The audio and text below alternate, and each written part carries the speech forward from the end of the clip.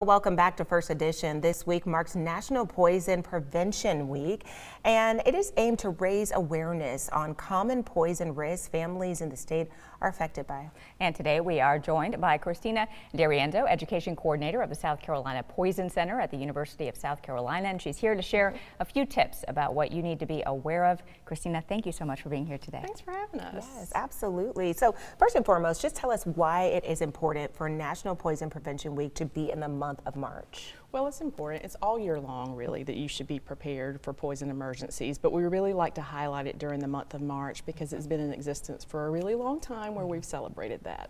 Yeah, absolutely. Fantastic. And what are some of those common mistakes that you find families making that kind of leads to someone being poisoned? Most certainly we see a lot of people that leave products out, like medications or cleaners that little kids may get into, but you also have to consider vulnerable adults. Like if an adult has dementia or some cognitive decline, you need to make sure you put those things up as well for them.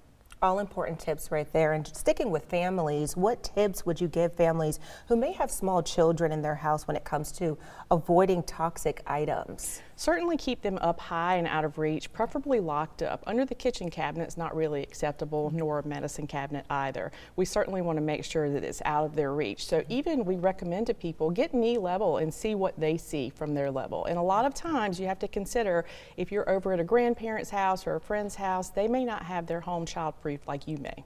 Very good advice there. Yeah, and where can people go to get more information if they want to learn more about poison prevention and keeping their family safe? Well, they can certainly visit our website. It's poison.sc.edu, or they can give us a call if they would like some free information from their home as well. And that's a simple 1-800-222-1222. And this can easily happen. You know, people don't think about how common something like this is actually, you know, it's preventable, but it can happen, you know. So talk about just how common it can be. It's very common. Poison centers across the country receive 1 million calls a year. We receive around 30,000 calls a year just at the Poison Center in South Carolina. So it's fairly common. You have to think kids are our most common people that we get calls about, right, just because of how they learn with their environment. But poisons are everywhere, and they're increasing in their complexity, from drug overdose to drugs of abuse that are coming into our country. So we really just have to be aware of all the different things that can lead to poisonings. And how do people know if they're in a situation whether they should call you guys or immediately call 911 or, you know, a combination of both? So if the patient is unresponsive or having a seizure or not breathing, that's a 911 call. Okay. If there are other situations, they can call us for assistance. All right. All good advice there. Thank you so much, Christina, for being here and giving our viewers that much needed advice. Yeah, thank you. Thanks for having us.